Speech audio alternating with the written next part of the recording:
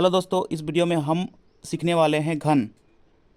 एक क्यू, इसका मतलब यह है कि किसी भी संख्या के घात में अगर 3 हो तो उस संख्या का घन करना है। तो सबसे पहले देखते हैं घन किससे कहते हैं।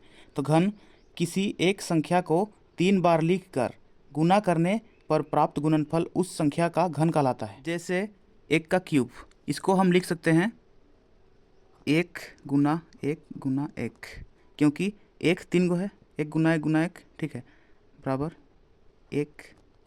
2 का क्यूब को लिख सकते हैं 2 गुना 2 गुना 2, बराबर 2 दूना 4 दूना 8। 3 का क्यूब यानी कि 3, यहाँ पे 3 गो है, 3 गुना 3 गुना 3, इस टाइप से, बराबर 3 तिया 9 तिया 27। 4 का क्यूब अब डायरेक्ट लिखते हैं 64। 5 का क्यूब 125 होता है। 6 का क्यूब होता है 216। 7 का क्यूब 343। 8 का क्यूब 512। 9 का क्यूब 729। 10 का क्यूब होता है 1000। 11 का क्यूब 1331।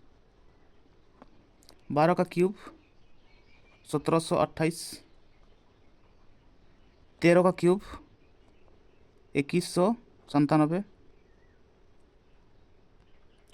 14 का क्यूब 2704। 15 का क्यूब 3375। 16 का क्यूब है 4096। 17 का क्यूब है 4913। 18 का क्यूब होता है 5832। 19 का क्यूब होता है 6859।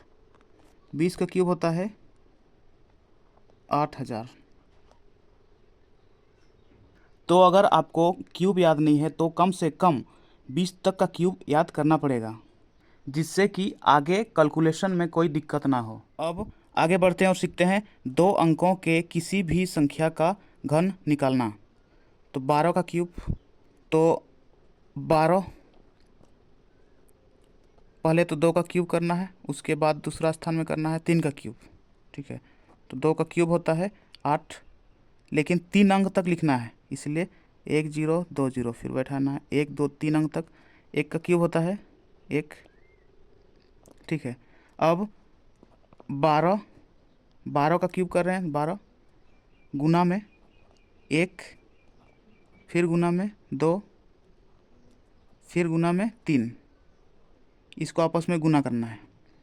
12 1 12 दूना 24 तिया 72। एक अंक छोड़ के लिखना है 72, एक अंक छोड़ के 72, ठीक है। अब इन सबको जोड़ देना है 8 0 2 2 0 प्लस 7 7 1, तो 1728। 12 का क्यूब 1728, यही आंसर। अब अगला संख्या में आते हैं 23 का क्यूब है। तो 23 पहले तो 3 का क्यूब करना है, उसके बाद करना है 2 का क्यूब। 3 का क्यूब होता है 3 तिया 9 तिया 27, लेकिन 3 अंक तक करना है, इसीलिए एक 0 बैठाना है यहाँ पे।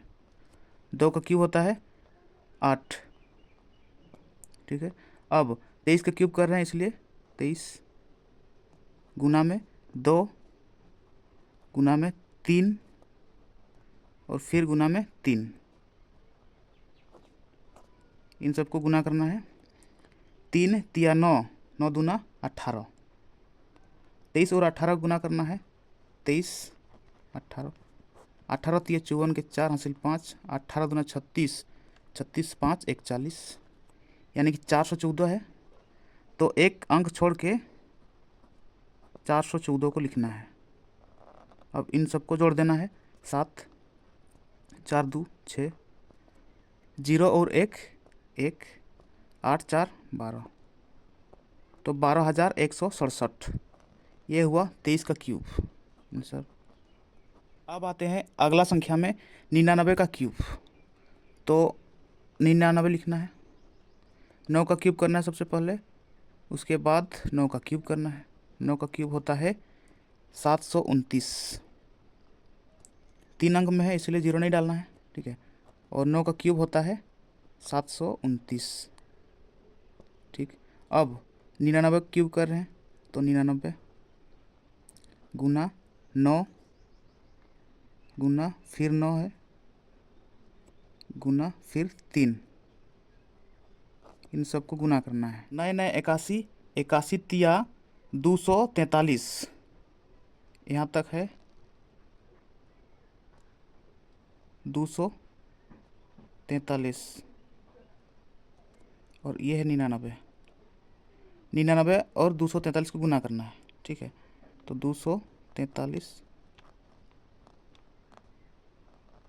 99, 9 तिया 27 के 7 हासिल 2, 9 चौका 36 और 2 38 के 8 हासिल 3, 9 दूना 18, 3 21।